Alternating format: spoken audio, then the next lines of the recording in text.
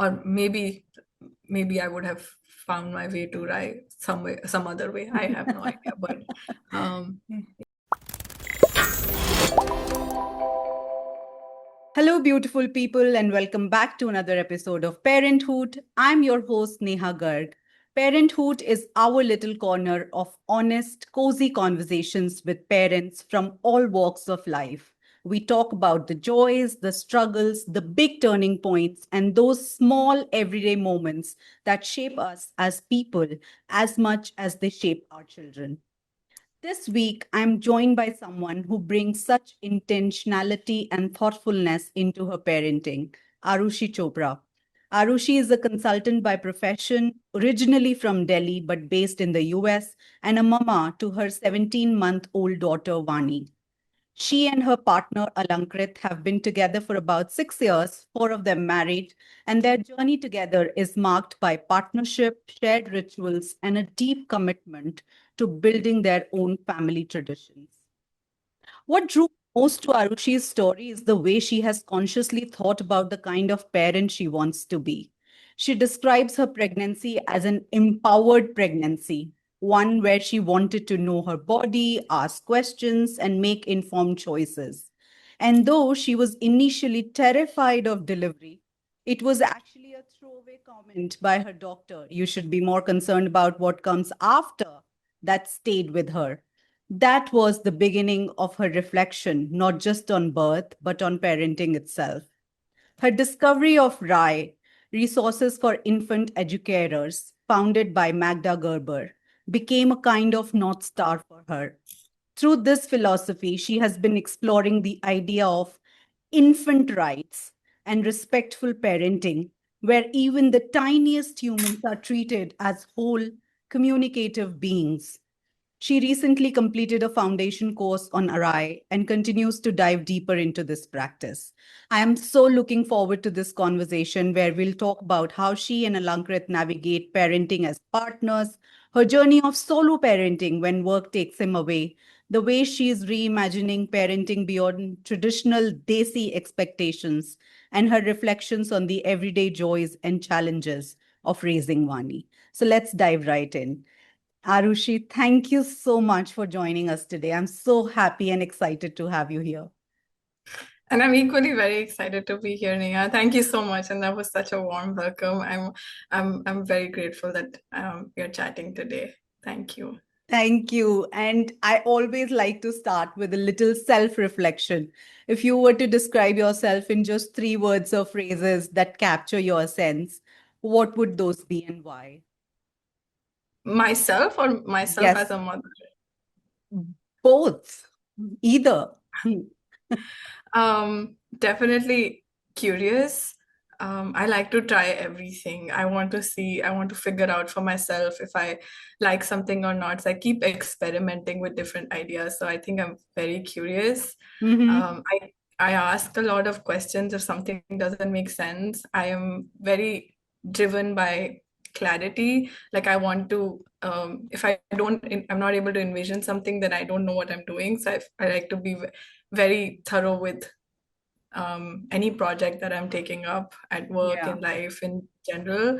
And I'm very, very organized. I put everything to paper. I can't work without a list of anything. So I feel like I put structure to my thought process when I write, and I put it in a list and I organize that way.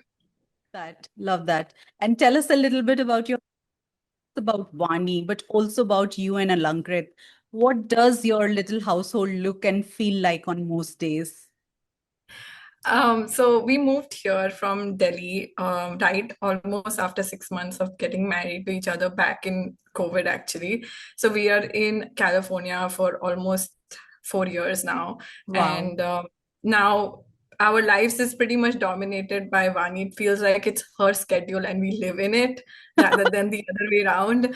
But our daily life pretty much looks like, he would take care of her in the morning, then I would take care of things in the kitchen, and then after that, we have a nanny for the hours that I work. So the nanny comes in, takes care of Vani, and then when she leaves, Vani becomes my child caring schedule begins with Vani. Over the weekends, we try to like experiment, like do new things, take her to play gyms, or kind of just see what are some new spaces for kids or do play dates. Here we've met so many other moms. Like thanks to her, I feel like I'm making more friends more than Yeah. ever because Yeah. everybody here wants somebody for their kids to hang out with, and especially in that minute where mothers also feel like they're socializing at the same time rather than Yeah. just focusing on their child. So I've really come to love that. I've met like another mother in a pediatrician office, whom I've hung out with randomly in a park or at a play gym, and then we keep like calling each other at each other's places ki acha, come over, kids can play and we can chill. That feels really nice. And then otherwise, yeah, as a family, we like to travel. We've tried to travel as much possible with Vani, and do a bit of adventures, like go on hiking. You wear her and then you go for a walk, like a nice place, stay there for a couple of days. We just actually did a family trip as well. So it was a very different experience to like travel with a toddler in a flight. Yeah. Yeah. I was not ready for that. Thankfully, it was like a short flight, but yeah, it was a very different experience.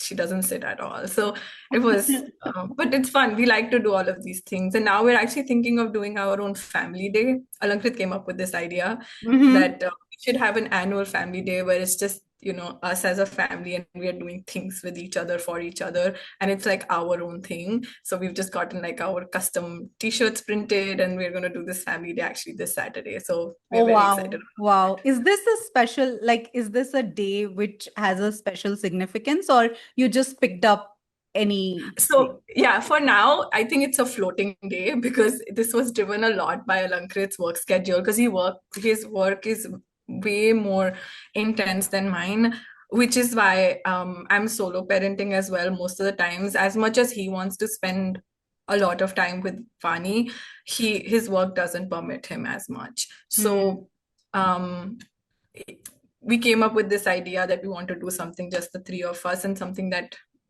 becomes a tradition. Hmm. But because of his work schedule, we kept pushing it.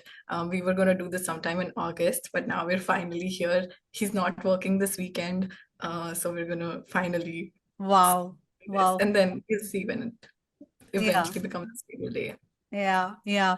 And you and Alankrit both have spoken a lot about partnership being central to your relationship. How has that vision of working together played out in these early months and years of parenting? Right. So I think we come from that kind of thought process. I want to take a bit of a step back and Yeah. say that thankfully, my parents, I saw them as a very strong partnership in general, that I came with a mindset that tomorrow, even if we wanted a family, kids or a kid will grow up and find their own lives. At the end of the day, it will still be the two of us. So Yeah. we have to make our relationship very strong, that we still want to spend time with each other. It's not only about the child that we're constantly thinking of, talking of, even though it is actually the case right now. We're Yeah. completely obsessed. But I think that's the shared vision. We've had these conversation multiple times, even um, before I got pregnant. Alankrit and I, every Saturday we did something with each other in terms of like going for a brunch or trying a new place or just doing something together as an activity. And we made a promise to each other that even after we have a child, we'll continue doing this. We'll include her in it, or maybe we'll have somebody who is babysitting her, but we will still do something together Yeah. every Saturday. So we try to do as much as possible with his work situation. And when I gave birth, before even I gave birth, we did a lot of these parenting classes, prenatal classes. I was obsessed with like making sure that I know as much as possible. Not only would I talk to like moms, but I would read a lot of books. And thankfully, there are these prenatal classes that happen here. They're all online. So I went up to Lankrit and I said, we are doing these classes and you're going to sit with me in those because there are no two ways about this, that I'm not parenting alone. You have to learn as well. And he was, I mean, even though it may sound like I'm like ordering him, but he was equally on board. He was throughout the whole pregnancy, he was just telling me, how can I help you? Most like that was majority of the instances. Wherever his work permitted and his time permitted, he was doing things. Like he would cook meals. I think for months he cooked because I just couldn't enter the kitchen also. So I was so grateful for the fact that not only he stepped out, but it didn't feel weird. Why is he cooking or anything? So having said that, we did those classes together to be on board ki acha, there's a new child coming into our lives. What are we going to do? What are the logistics? And then as soon as she was born, I remember at least for the first 10 days, I never even changed her diaper. I was just resting. My mom was here who helped out, but Alankrit did so many things in terms of making sure that she was burped, she was swaddled, her diaper was changed, and I was just doing the feeding part. Um, so that way he really stepped up. And then he just took about 4 weeks or 6 weeks, if I'm remembering this correctly, of leave initially. And then he took his rest of the leaves later. When I resumed work, Yeah.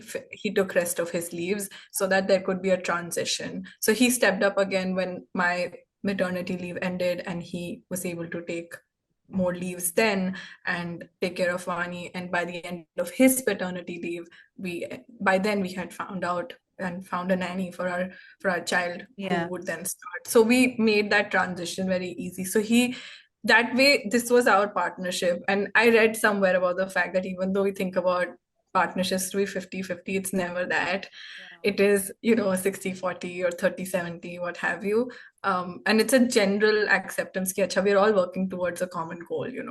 We talk about that a lot, but I don't want to make it sound too rosy. We have our fights. I have my breakdowns.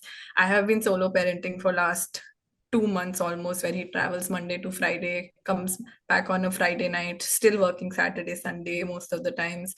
I'm running groceries alone. I'm taking care of meals by myself, taking care of Vani on weekends. We don't have childcare support on weekends. It's me.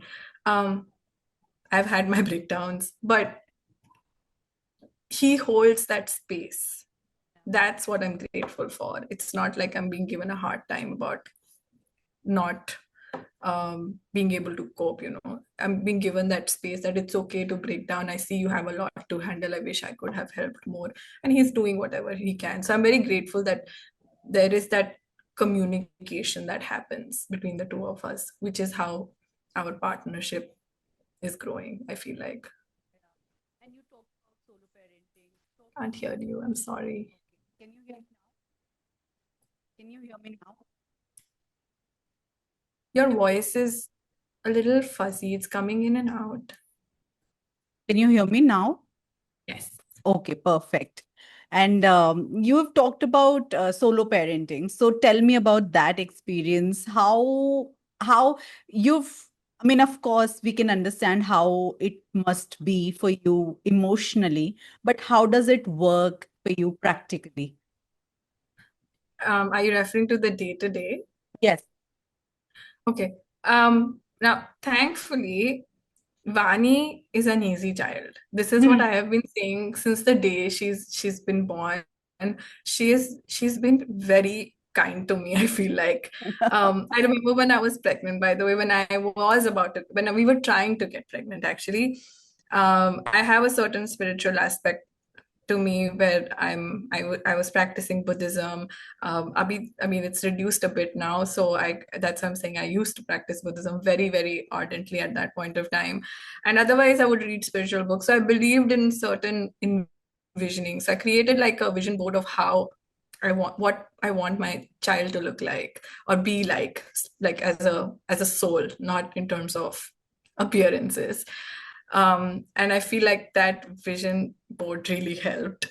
There was like a little prayer that I would look towards and pray when I would chant, for instance, while practicing Buddhism. So I feel like she's a complete embodiment of that prayer. She has been very kind to me in that sense that taking care of her is not the most stressing part or my worrying some part. What is stress? What becomes stressful is that I have to take care of my work also. I have to take care of some meals, planning. coordinating, getting groceries, running errands. So managing all of that becomes a lot, which is why I would get very overwhelmed very easily.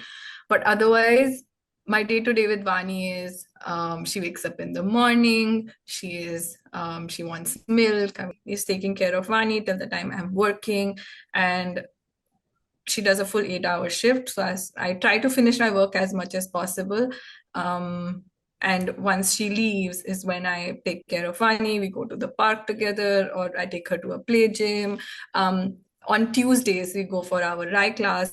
It's been a year now. We've been doing the RI infant parent infant guidance classes, Yeah. which is something I've created a definite boundary for in my work schedule, that it's Tuesday morning, I have to go. This is something I don't want to miss, because the it's something that has made me is holds me sane, if you will, as Yeah. a parent. It Yeah. gives you a lot of strength to think things through, to understand what are her needs, how should I reciprocate to her, and for her it's a open play space. It's a complete yes space for her, where I don't have to run behind to see, oh, what is she doing now, is she safe, da da da, nothing. She's on her own, and I can sit in a corner and she can play, while I talk to a facilitator who would ask me, oh, are there any questions you have about her, about parenting in general, are you facing any challenges, and then I would talk to her about my, if I have anything to share with her.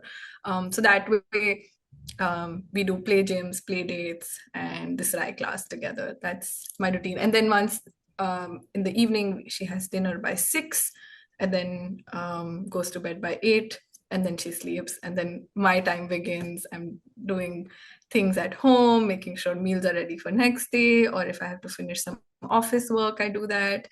Like you also shared resources for infant educators.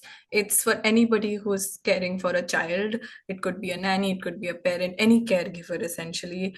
And it's a way of parenting. So we all know gentle parenting. We all know Montessori way of upbringing a child. Rai has a lot of similarities with all of these schools of thought in general, and it's a way, I feel like it's a way of life, because a lot of these principles can be applied to just anybody. So Rai as a foundation says that each infant or each child should be respected, should be given its due respect, and should be treated as a whole person. And the fact that the aim is to upbring an authentic child, a child that is inner motivated, is inner directed, and is given age appropriate agency in anything that in all of the caregiving activities. So there are a lot of tenets to it, and I'm obviously not an official spokesperson for us. I'm just sharing my experience. That when when I was pregnant, I did read about like Montessori baby, and I didn't think much of it, in the sense that I was like, okay, you talk to your child, you tell them everything you're doing with your child, da da da. And then everything was out the window as soon as I delivered my child, obviously, because you don't remember everything. And the fact was that I'm consumed by just feeding her nonstop, because she was also born underweight. She was not premature, but she was just underweight. She was a very small, petite child. So my entire stress was to make sure that she's just fed. Um, and I was so particular about that I was pumping and feeding her so I could see how much she's drinking. Like I was not even comfortable with the idea that she's on my breast, because she would just sleep within 30 seconds on my breast, and I would like, she's not drinking milk. And I would get very, very stressed about that. Anyway, so um, given that context, I remember I have cousins here who also had a baby a year before me, and they were visiting, and they said, oh, they've just started this RI class with their child, and it's the coolest thing they're doing, because it's really helped them in terms of understanding parenting from a very different perspective, da da da. And when they started to share what it was about, I was instantly intrigued, because I was like, Arey, I had read it in the Montessori book also. It's like pretty much Montessori in action. And that's when I was like, okay, I want to go. So Vani at that point of time was not like 3 months old, and they recommended kids to start around 3 to 4 months age itself. But then we were traveling to India, so I came back. And then Mani was 5 months old is when we started. And it was founded by a lady named Magda Gerber, who essentially gave birth to her child in Hungary, where um, her pediatrician, Dr. Emmy Pickler, she founded this philosophy where she ran actually an orphanage, and all the caregivers there, it's a full-fledged experiment. It's very famous, if one were to look it up, that each child was treated with absolute respect. You calmly talk to the child, you give them, you pause. There is no rush. Acha, ye karo, ye karo, ye karo. It's just pause. Okay, it's a very slow down process of caregiving. And that really shook Magda Gerber to understand, oh, what is going on? How are these kids so responsive? How are they taking so much agency, or how much are they able to participate? When I say participate, it's almost like, for example, a diaper change. You lay them down, the child is already raising their leg up. You're not holding the child like this to raise their leg up. The child is already ready, that I am ready. Can you change my diaper now? The thing is, and I'm talking about this being what, a 6 month old baby or a 7 month old baby, you start seeing them responding to this. Why? Because you don't know at which age, day, time they actually start understanding what you're doing. But you don't stop communicating with the child from day one, that I'm going to lay you down, I'm going to lift your leg, and I'm going to change this diaper. So that communication begins literally as soon as they are in this world.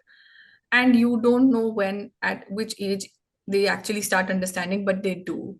And what are the benefits of slowing down, observing what your child needs, is the fact that you as a parent, you have only two things to do. One, be your true person, like be your authentic self. And second, just offer them safe space to play. And you can relax. You just have to observe your child as to what they're doing. You don't have to interrupt them. Oh, you're doing this now. Oh, you're doing that now. Oh, this, oh, that. Nothing. You just let them be and see how they naturally develop. There is no sense of urgency that, oh, I need to start making my baby sit. I'll make them practice. Hence, the child will learn to sit. It's not that. The child comes with an innate curiosity to simply learn. So you let the child be, and then they sit up on their own. So that slowing down really helped, because I was equally stressed that what do I need to do with my child? What should I teach her next? And suddenly Rai is telling me they will learn everything on their own. You just have to relax. But when you're doing caregiving, for example, feeding, bathing, diaper changes, that's when you engage them. So you ask them, for example, which toy you want. Do you want this or this? They pick the toy they want. You ask them which diaper they want. You want to wear this or this? And infants are so underestimated that you would think, how will a child choose? I kid you not, my 5 month old Vani would go like this. And I was like blown out of my mind that how is she doing this? And then I never looked back, because I understood that she can participate even as young as 5 month old. She can be inner motivated, inner directed, rather than me telling her, Vani, this is what you need, this is what you should do. I do obviously create boundaries where I tell her, okay, this is not safe for you, so I don't want you to do this. And having repeated this over and over again for the last 1 year, she understands when I say it's not safe for you, she turns away. I was not waiting for the day that she will start talking and understanding. I was talking to her from the day she was here. So that made a lot of difference in terms of how I should approach parenting, what is my role as a parent, how can I hold space for her. And the reason this stuck so much to me is because I come from a very traditional upbringing, in the sense that my parents are progressive. They are very, very kind, and I've had a genuinely a overall happy childhood. But you see the societal pressure of log kya kahenge, uh, बुआ जी को ये करके दिखाओ, मासी को ये करके दिखाओ, अब ये करो, वो करो, and all of that. You don't realize what impact it has. You suddenly become a people pleaser. You become the kind of person who wants to make everybody happy. There is so much outward pressure to be. That I started realizing this as I became a mother, I don't, that I started to reflect on myself, that what kind of person I am and what am I projecting on my child. And I realized that I don't want my child to be somebody who's constantly looking for cues कि मैं क्या करूं. I want her to be motivated and know herself as to what she wants to do. And that's where the authentic self comes into play. And I remember my first or second class at RAI, like these infant guidance classes, my facilitator is telling me, asking me, whom do you think whose opinion matters the most in your life? Your child's or your mother's? Like she was taking as an example. And I was like, I was like, I don't know what the answer to this should be, because I feel like my own mother obviously like, no, it's your child whose opinion needs to matter the most in your life because you're caregiving the child. You're not pleasing your mother to take care of your child. You have to make sure your child is a whole person. And that's when it really shook me that, acha, okay, I have to not think what is motivating me to be a certain way. I need to hold space for her to be a certain, to let her personality shine. And the other thing I learned was if you are a regulated parent, emotionally regulated, then your child is also regulated, which made so much sense because that's how we pass on our anxieties, our fears, and our way of responding to circumstances to a child. And that, again, these are such they were so mind blowing for me because I hadn't thought of any of this, to be Yeah. honest. Yeah. And I just, I didn't even know I needed this. I just thought, कि अच्छा मैंने book पढ़ ली है Montessori वाली, I will come back to it and I will see what I have to do. But I'm so glad that when this experience happened, um, this experiential classes happened, it gave me that like a pillar to stand with कि अच्छा ठीक है, I can internalize a certain way of parenting and that can be our lifelong way of responding to her and giving her space and giving her the space to become that individual that she wants to be rather than what I want her to be or what the society wants her to be. So that's been, I think, my journey as a parent to kind of internalize that it's okay. It's also as simple as being okay with the fact that, Abhi, for instance, you ask them, oh, would you like this? And if they say no, can I be okay with it? Then why am I even asking the question if I'm not okay with it? Then I shouldn't ask. I should just say, oh, this is for you. So there are they're such small, small things, but they play a big role when there are bigger things at risk or uh, not risk, but when there are bigger things for which you need to make decision. And this is training me to be that parent where I should be okay with what my child has to say, or if I am asking them, then I should be okay with the response she gives and not already be in my mind, oh, this is not the response I was expecting, that difference. You know what I'm really curious about? आपकी आवाज. Oh God. Is it Now you're fine back. now? Yeah. Yes, हाँ जी. You know what I'm really curious about is I understand this at a philosophical level and a conceptual level, but how does it show up in day to day? Okay. Like right now, what happens? Give us an example of how your philosophy of Rai shows up in your day to day parenting, Vani now when she's about. So Right. So what has happened one is that because I've been talking to her from day one, yeah. at the age of almost 18 months, she is a big talker. Also, probably she's living true to her name. She talks. She tells me things that she wants. She communicates really well, which I'm very grateful for because it's one less thing for me to play that investigative role. Ki, "Acha, what does she want, you know? My day to day. So when she was younger, for example, we would be at home, and if it's her wake window, she's awake, and I would just lay her down. I tell her, okay, I created like a safe space for her to play, basically, that she could go anywhere she wanted. These are her toys.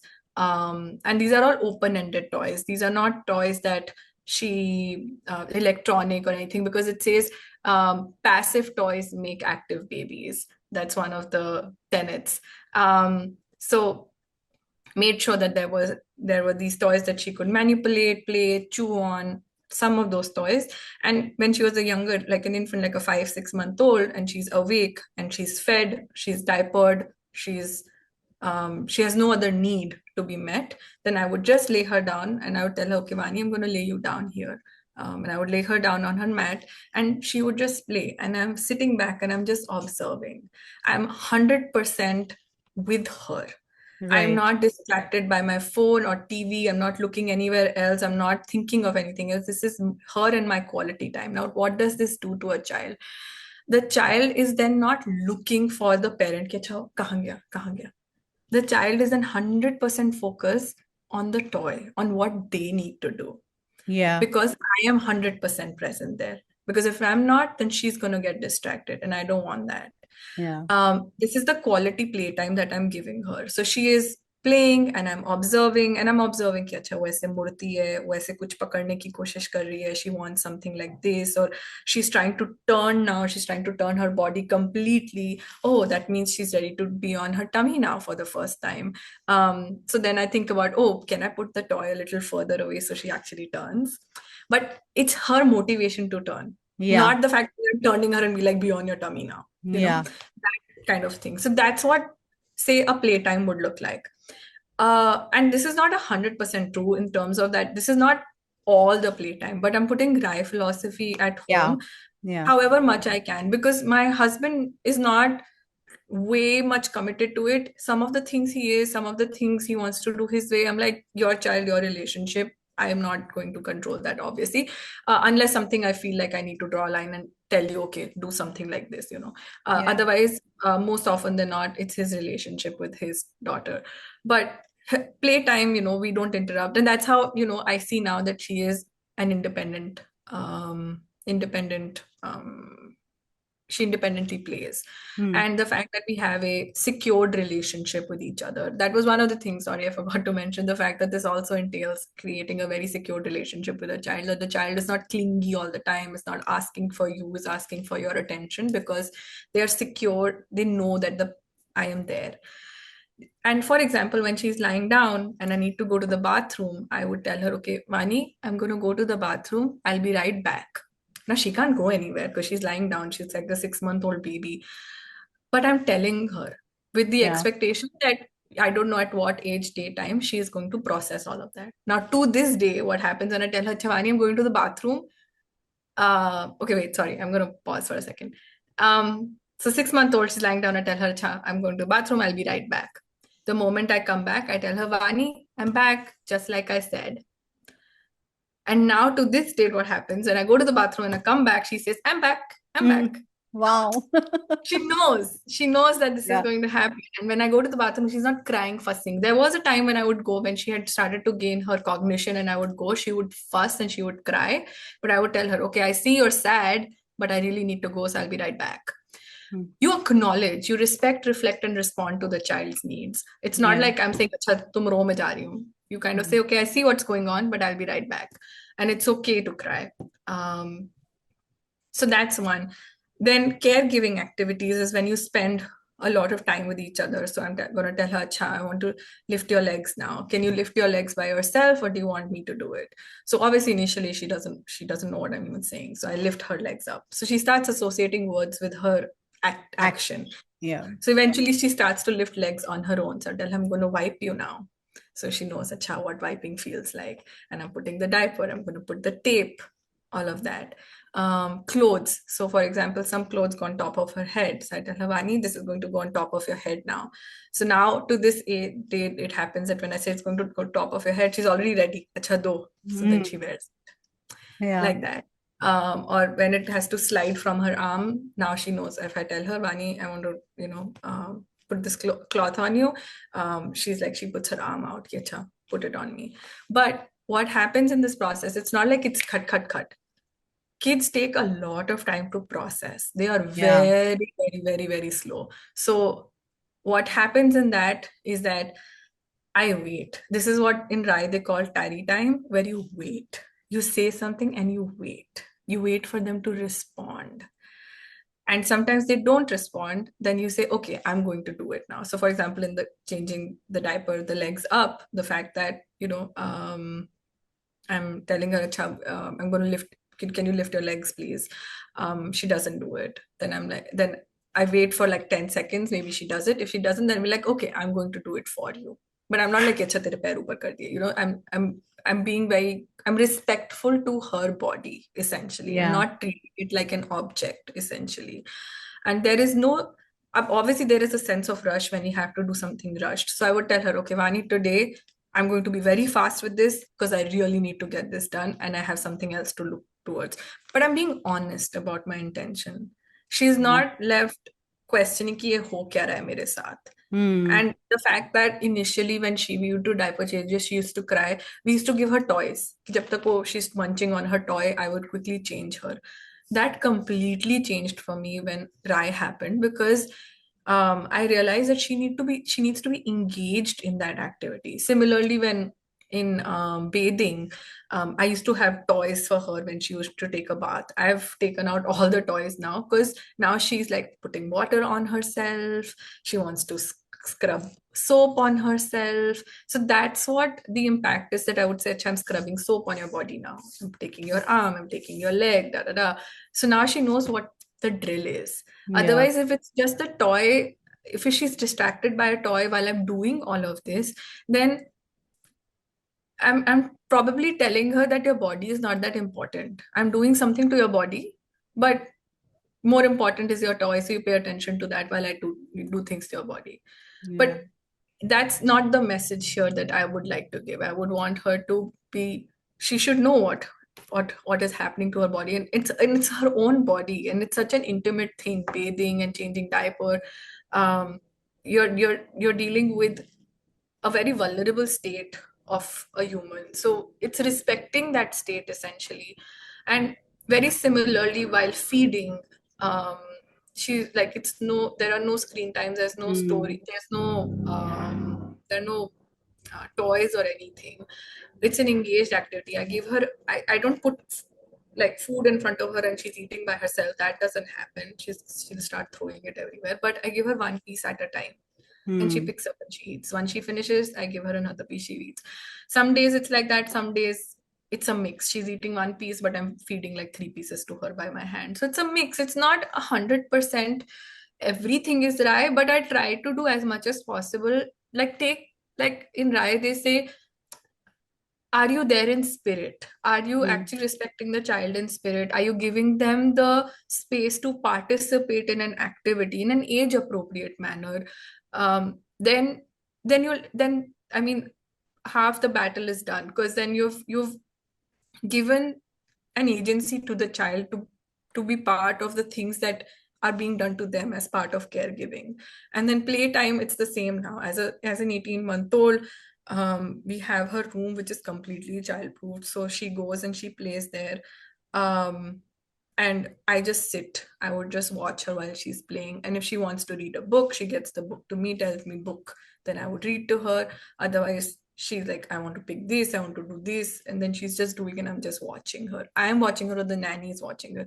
Now, the good thing about the nanny situation has been we found somebody who is Indian, and she um, was very open to learn. She didn't come with preconceived notions. So she would go Yeah. with me to try classes. That Wow. has helped. So Mm. has been able to put a lot of things into practice. And if not that, then I monitor, because I tell her ki acha, give her the space to play. Don't overindulge. So there are moments, obviously, we sit with her, we do numbers, we do flashcards, we do all of these things, but we also do Rai. And Hmm. like it's a mix of both. It's not, Hmm. I don't want to even sound like somebody who's like doing this, like this utopian thing. No, it's never like that. She has her days where she's so fussy, she doesn't want to do anything. Then I tell her, okay, I see you're really frustrated today, something's bothering you. We'll try it again in like 10 minutes. Or Hmm. I'll give you 5 minutes. And then she's still not listening. I'm like, Vani, we need to change your clothes now. I'm sorry, but I'll have to. So I take her and then I change her, whatever. If she's wet her clothes and she doesn't want to get it changed, I mean, you choose your battles. Give her Yeah. 5 minutes. She still doesn't want to. Then I'm like, "Theek hai, chalo, I have no choice, but I have to Yeah. clean Yeah. you up." Yeah. Yeah. So she doesn't like getting her mouth wiped at all. I tell her, I know you don't like it, but I have to do it. And then I do it. But it's being true to yourself and true to her, Right. that the foundation is that am I being as authentic as possible? Like there are no lies. There is no like, "Ki acha, she comes from my phone, phone chupa diya." Like there's, you don't hide things from your Yeah. child. You feel Yeah. like this is not for you, I'm going to put it away. You can either play with this or this. These are Hmm. your choices. Yeah. But I'm not going to hide. I'm not going to lie to you. I'm going to give you all honest answers, because I want you to be an honest person, or somebody who knows yourself and has a secure relationship with me. She's not constantly doubting, कि अच्छा mummy's hiding things from me, or manipulating me, or how do I manipulate my mother in return to get things out of her. I don't want those dynamics at Yeah. all. Yeah. So It's it's beautiful how an abstract philosophy comes alive in the everyday. What I'm interested in knowing is that can you can you like see it from a zoom out perspective and think about how it has made your parenting different, like the Rai lens. Can you just like see how it has made all the difference in your parenting versus if you didn't have this philosophy? 100%. Oh my God. I would have just been reading books and reading things online or like blogs. I mean, to be fair, I don't consume any parenting content online, but I think I would have definitely gone, because I have a very close friend who reads a lot of books and also looks up a lot of stuff online. So I feel like maybe that would have been, I have been, or I would have talked to other moms. I would have read books on gentle parenting, or something like that, for sure. Because I think, as Indians, as the best part about our culture and our tradition is the village we grow up with. Yeah. But the most negative part is actually the same village we grow up with, because they can be very, very overbearing. So I really miss the fact that, or feel bad about the fact that Vani doesn't get to spend as much time with her grandparents like I did. I grew up in a village of cousins and family, always something happening. We are meeting for tiniest of festivals, like smallest and the biggest festivals. There's something always going on. And I feel like Vani really is going to miss out on all of that. And I feel really bad about that, to be honest. But at the same time, this distance has really helped, because it gave me the opportunity to be the kind of parent I wanted to be. Like Yeah. it gave me the opportunity to experience that, rather than going to like my mom or my mother-in-law asking कि अच्छा अब मैं क्या करूं. Hmm. And I always wanted to be an empowered person, in the sense that I should know what I am getting into. At the end of the day, it's my child, and um I I should have that. I should be held accountable in terms of the kind of parenting I do, not somebody else. Yeah. Uh, like it's my responsibility, not shrug it off, essentially. That's what I'm trying to say. So um and I think being in India, that's what my comparison comes in, because if it was not here, then we would have been India. We had no plans of moving here. It was just a job opportunity that happened, and then hence we moved. And we don't even know how long we'll be here for. But my other comparison is that if it was not Rai, then it would have been in India. I don't know what I think I would have done, but I would have easily relied on help that was readily available, such as parents and in-laws, and just the village itself would have said, "Acha, hum dekh lete hain, hum kar lete, tu aaram kar, ya, you work and we'll take care of everything else." And I feel like I would have easily given up and given in that sense, that okay, somebody Yeah. else is taking it, I don't have to think about it. I think so I would have become that person, or maybe I would have found my way to write some way, some other way. I have no idea, but yeah, I really am grateful for the fact that I got the space to just think it through. I had no plans. I was not even thinking about this, and it just happened. Yeah, yeah. And you talked about the village, what does your village look like here? What are the who are the people or networks you lean in on this journey? Mostly, okay, so this is also a really fun story. When I moved here, so I'm going to again go a little back. Yeah, When I moved here, I had no friends. I had a cousin who lives here, and he also has a family and has a very busy life. And how often are you just hanging out with a cousin, right? You need yeah. family, you're like friends of your own.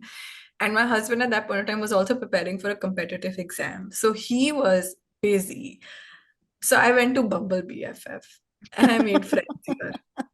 And three of my closest friends today are from Bumble BFF. And we Wow. are actually part of the same group now.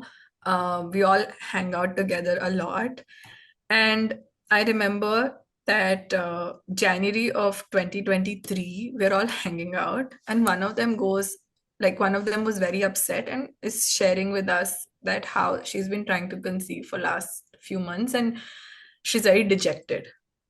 And this is the first time that I'm seeing somebody open about getting pregnant. Like, I don't think people openly talk about that. And we're all Indians, by the way. We've been in the US for various amounts of duration, but Yeah, we are all people from various parts of India. And I was very surprised, and she was sharing her experience, and suddenly the other friend goes saying, "Oh, I'm so glad you're talking about this, because we were just thinking about starting very soon, like starting to conceive." And then I also pitched in by saying that, yeah, we are also thinking about getting pregnant later this year. And suddenly the three of us realized that we are all on the same timeline. yeah. And all three of us got pregnant around the same time. Wow. All three of us ended up giving birth to girls. Wow. And so that's my go-to community for everything. Like, I was the last one to get pregnant because we were traveling and all of that. So we knew for a fact that we're planning for something later this year. But I knew that I wanted, like, Alankrit and I were aligned. Acha, we want to get pregnant starting this year. Um, at least try, because we were told it could take up to 6 months. So I was Yeah. even terrified with that thought, ki, acha, it's going to take a couple of tries. And hua bhi tha, I remember, again, this go-to community was building already, because when I had like we couldn't conceive the first few months. I remember running up to this friend, asking her what did she do like differently, and she was telling me how she tracked her ovulation, and some tips for tracking ovulation, like twice a day on a certain days, that. And I was like, dude, like, I haven't read this anywhere. I am so grateful you're telling me this. So this open communication really helped. Like, it was such a safe space, and these women are my go-to safe space, because now I realize, in the last few months, I've realized this the most, that you have your set of friends, but you actually need mom friends, because the Yeah. shared struggle is very real. And it is, I didn't realize. So we romanticize parenting or having a family so much, because I was like, how hard can it be? Yeah.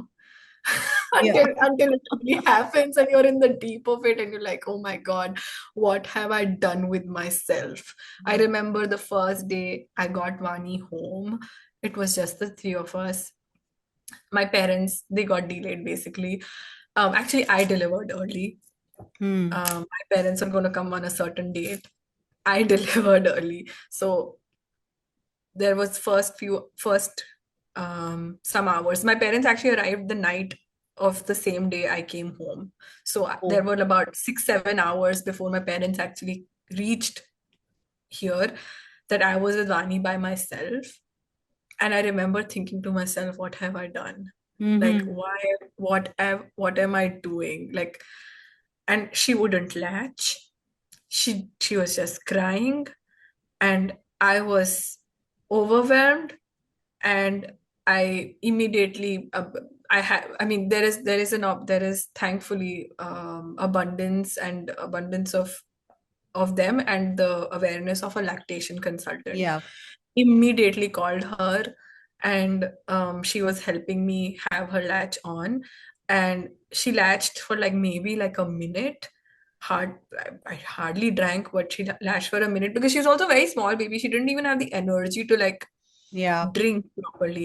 So then once she was resting, I finally pumped and then I fed her अच्छे से, and I was like, thank God, because she just wouldn't stop crying. And I was like, मैं इसको पकड़ूं या मैं pump करूं, I don't know. And then first day, us home, I spent 2 hours just by myself and her because my husband had gone to pick my parents up. So Oh you realize, like, God. immediately I was like, and I was so scared. I was scared of everything. So then in that moment, I'm instantly calling my friend and asking her, ki, acha, because it had been a few months for her that since she delivered. This is the same friend circle, so I'm talking to them. They were the biggest support. So them, and now the nanny, of course, um, and my cousins here because they were really helped out as well.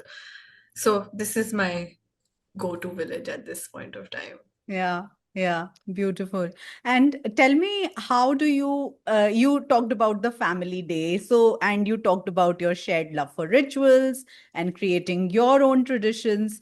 Do you have some more ones that you have started with Vani?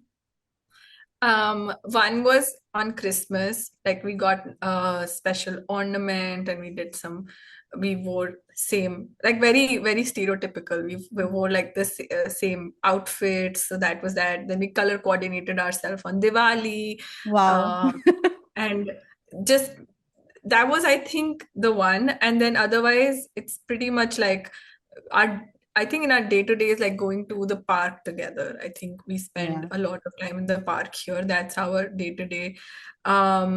Reading books together for sure. She loves books, which is so much Wow. fun to Yeah. just have her be like, book. She throws it like, I want this. Read to me. She really enjoys. I think that's our day to day for sure. But I think on festivals mostly is the fact that um yeah, we try to do something which is unique to us, and me baking for her.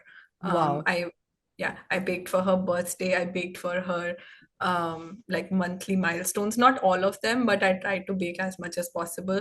I like for Alankrit's birthday, for especially, his love language is food. So he's not like a big material gift person. He's more like khana, acha khana, ghar ka Mm. khana. So then, a week leading up to his birthday, I would cook his favorite meals every day. And then for however long I've known him, I would always bake a cake for him. So similarly, I want to do something for Vani. Make it exciting for her birthday, do something like think around that, and then obviously bake. So Nice, nice. And I know you both love to travel and be outdoors. So, how has that passion translated into your parenting life now? You talked about one hike, but have you managed more adventures like that with Vani yet? yeah, we did for her birthday itself. Actually, we did a road trip where we went hiking multiple times, and she was a year old, so she could be strapped on a like a carrier, so that was Yeah. fine. The other outdoor activity we do together is we took her swimming this summer. We Wow. tried this. I mean, she's not swimming, of course, Yeah. but she's in the water. She's splashing. We put her in a tube. So that way we spent a lot of family time together. So that outdoors. And this summer again, when we traveled with our parents, my parents were here, and we traveled here and there with them. So that really helped. That when we would have Vani stay with them, and Alankrit Yeah. and I would do our own outdoor activity essentially. Yeah. We went kayaking.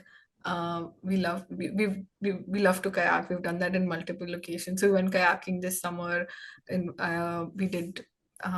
we went to new parks around for Yeah, hiking.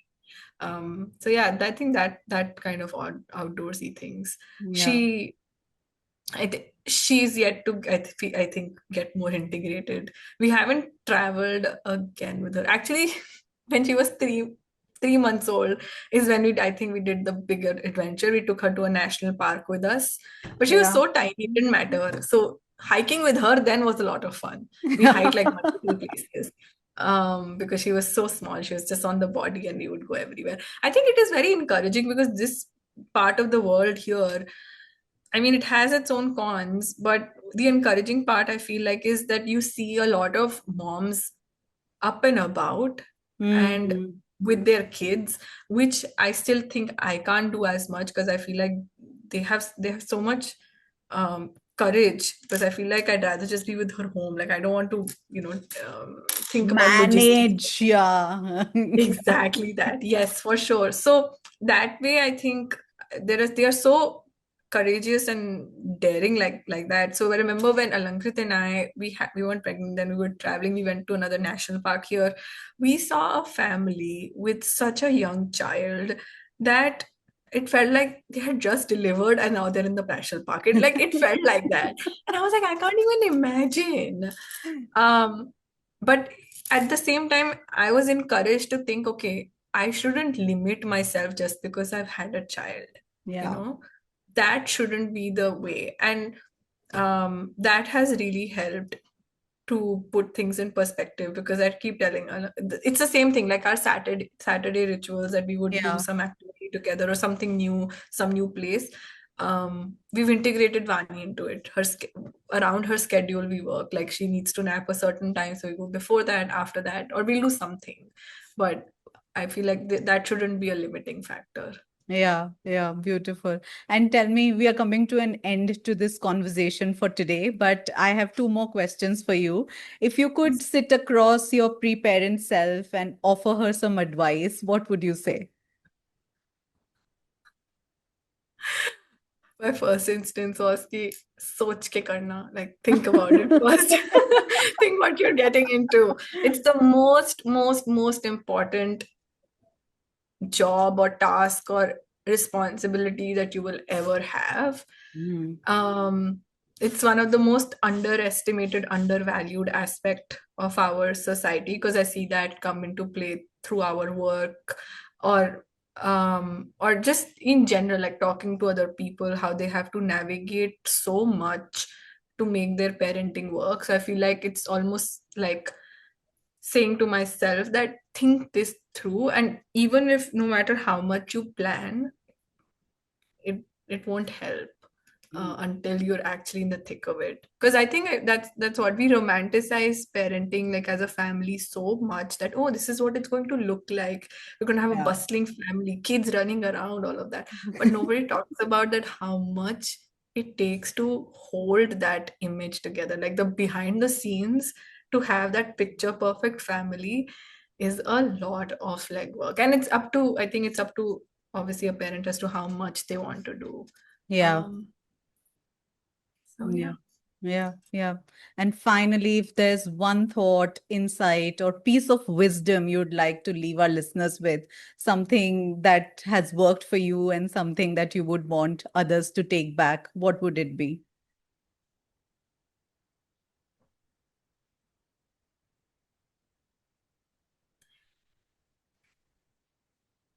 So when I was doing my RIE course, I did a reading which says, I don't want to misword quote this, but the narration was that, um, I am babies are not cute. That Hmm. was the headline. The reading was to the effect that infants or babies are not cute objects. Hmm. Treat them as humans, treat them as infants, give them respect, and step back and observe what your child needs. You will never know what your child needs. Your child will tell you. They come with age appropriate way of telling you what they need. So only if you were to just step back and tune in, then you don't have to do the Sherlock work of like figuring out what your child needs. You will be attuned to them and they will respond back. So yeah, I think that. Yeah, how insightful. Like I think that's such a powerful way of looking at infants and children in general. It's thank you for sharing that. And Thank you. Arushi, thank you so much for sharing your story with us today. What I loved most is that how you've turned parenting into a conscious practice, not just something that happens to you, but something you're shaping actively. Thank you so much for being here and thank you. Just thank you. Thank you so much, Neha. Thank you for this platform, the opportunity. It has been so wonderful to have just met you and met a fellow mother, and now being on this platform. I'm very grateful. Thank you so much. Thank you. And to our listeners, thank you for tuning into Parenthood. If this conversation resonated with you, please share it with a friend who might enjoy it too. Don't forget to subscribe or follow Parenthood on your favorite podcast app so you never miss an episode. And if you've got a story you would like to share or a reflection from today's episode, I'd love to hear from you. Until next time, take care of yourselves and each other. Bye bye.